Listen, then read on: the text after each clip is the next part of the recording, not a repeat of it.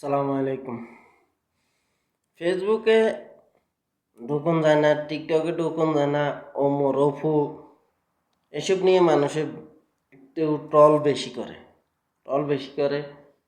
যার যোগ্যতা যতটুকু আছে সে ততটুকু অর্জন করবে।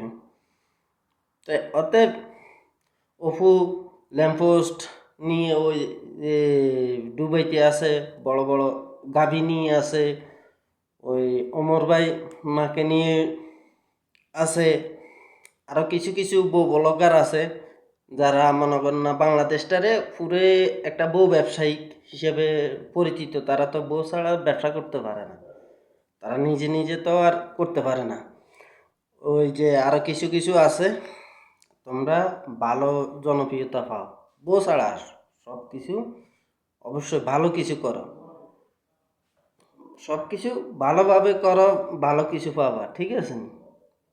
এমন একটা শুরু করছো, ফেসবুকে ঢুকানো যায় না, ইয়েতো ঢুকানো যায় না, একজন একজনের টল, কি দরকার? নিজের যোগ্যতায় কতটুকু দাঁড়াইতে পারো ওটা করো। বউ দিয়ে কি করবা? আজকে চান্স অন্য কানা পাইলে তোমার সাইডেও চলে যাইব, ঠিক আছে। এই আরই তো, সবাই ভালো থাকবেন।